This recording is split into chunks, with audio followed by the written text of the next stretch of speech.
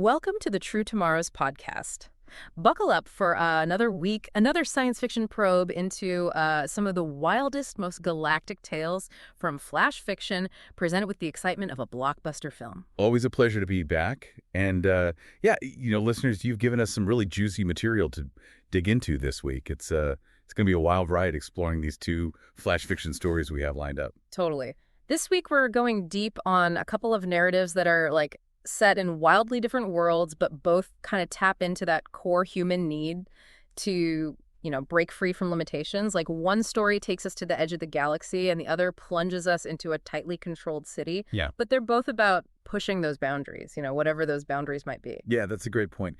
It's fascinating how these flash fiction stories zero in on that universal human drive, right? I mean, in the first story, STARFARER, we've got Captain Cristobal who just throws caution to the wind and challenges everything we think we know about the limits of space.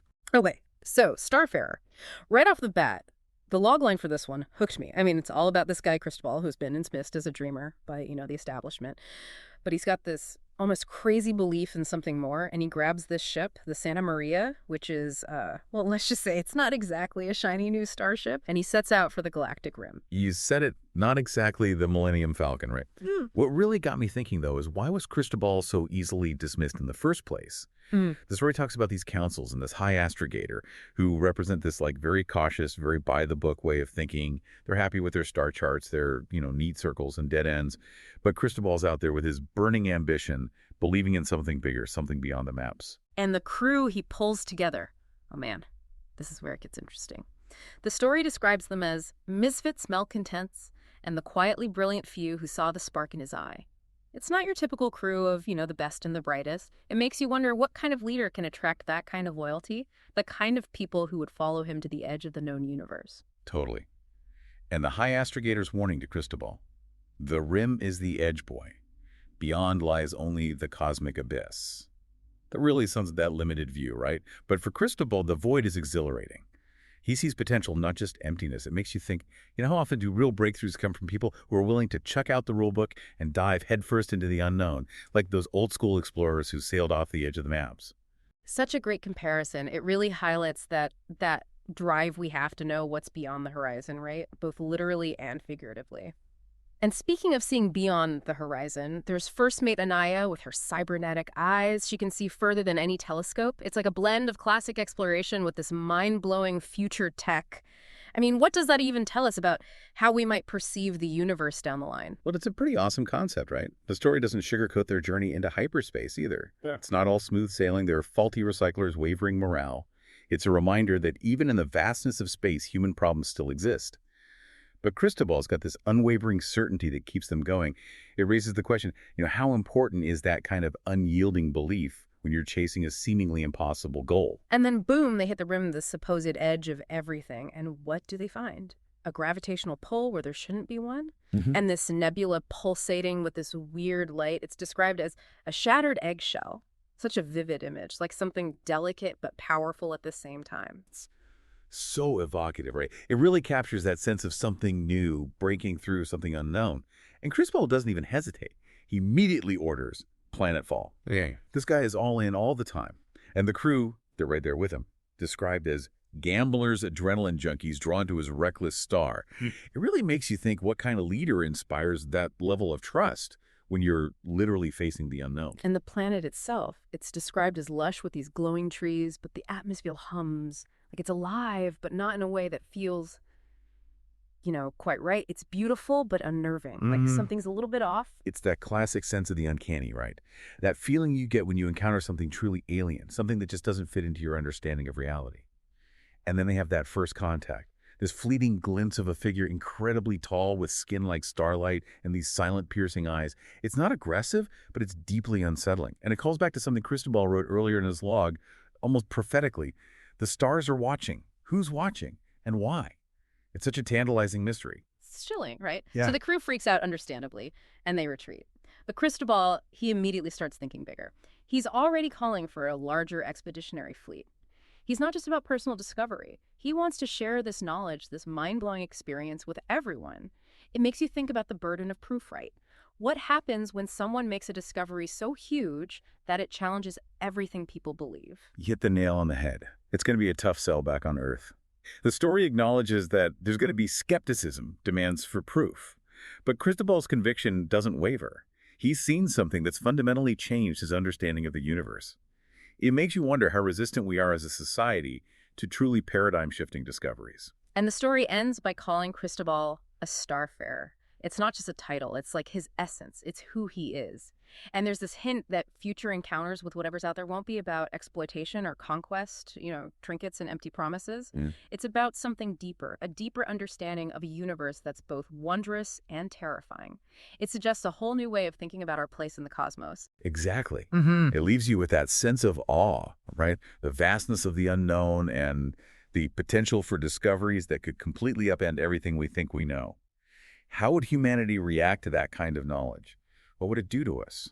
It's a pretty powerful note to end our first science fiction probe on. Okay, so let's shift gears now from the vastness of space to the confines of a dystopian city in our next science fiction probe, Encore from the Shadows. This story drops us right into a future where artistic expression is basically outlawed. It's chilling. Yeah, the setting here is so important. The Grand Opera House is this symbol of culture and beauty, but there's this underlying current of fear running through the city.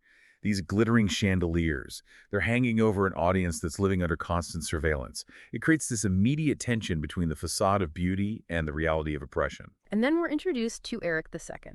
Not the disfigured ghost of the classic Phantom of the Opera story, but a clone of him.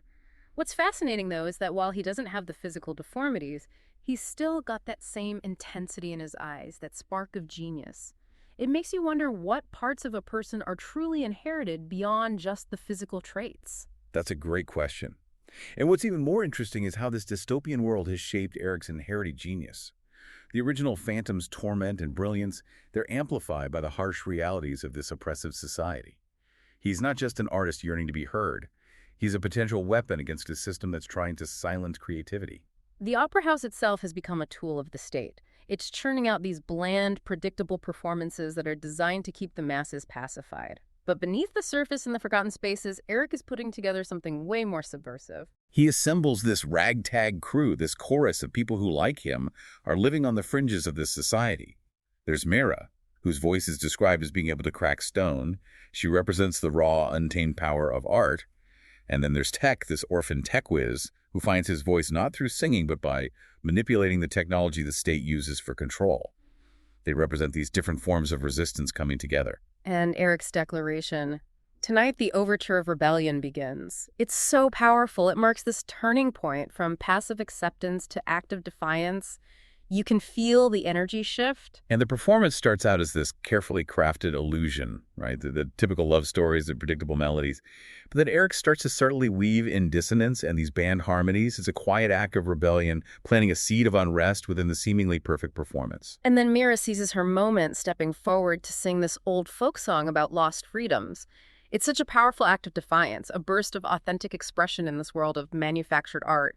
And of course, it triggers the security bots. But Tech steps in and hacks the bots, turning them into this grotesque parody of dance.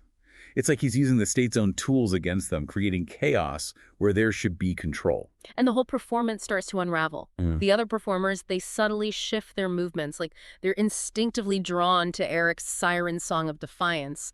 It's an incredible image of art becoming this unifying force for change, even in the face of danger. The tension builds and builds, and then Eric makes his grand entrance appearing in the Phantom's box. But he's not wearing a mask. He's dressed as a tech scavenger, a symbol of the oppressed underclass. But he commands the stage with his presence and the power of his message. His words are like a slap in the face to the ruling elite. You've grown complacent with your pretty lies, fed them pap and called it art. Tonight you hear the truth. It's a direct attack on the state's control over information and expression, a demand for authenticity. And the truth is blasted onto the screens above the stage. These stark images of the dystopian reality, the poverty, the silenced dissent, the disappeared intellectuals. The state's carefully constructed facade is shattered, and the audience is forced to confront the consequences of their complacency. And as everything descends into chaos, we see a direct clash between the elite and Eric's allies. And in a heart-wrenching moment, Mira is shot, but she continues to sing.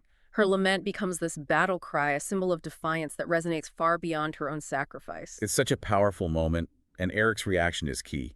He feels that flicker of the phantom's pain, the underlying torment, but it quickly hardens into this unwavering resolve. He channels his grief into action, into his final revolutionary act. And it's huge. He uses his knowledge of sound, his composition of sonic frequencies to literally destabilize the opera house itself. It's a symphony of destruction aimed at the very heart of the oppressive regime, a powerful metaphor for the destructive force of suppressed truth and artistic rebellion. The story ends not just with the collapse of the opera house, but with this new sound rising up in the city, the murmuring, rising voices of the downtrodden finding their song. It suggests that Eric's actions have sparked something bigger, a wider revolution, a fight for freedom and authentic expression that's just beginning. So there you have it. Two incredible journeys into possible futures, inspired by the thought-provoking flash fiction stories you shared with us. In Starfarer, we saw that unstoppable human urge to explore the unknown, even when faced with doubt and danger. And in Encore from the Shadows, we experienced the incredible power of art and collective action to challenge tyranny. It really makes you think, right? Which story resonated with you more? Were you drawn to Cristobal's unwavering belief in the face of the cosmic unknown, or were you more moved by the courage of Eric and his chorus fighting oppression through their art?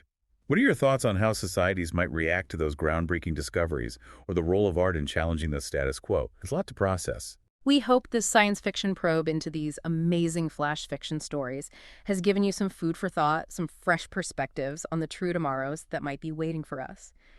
We encourage you to check out the original stories and maybe even imagine what other true tomorrows are out there just beyond our current horizons.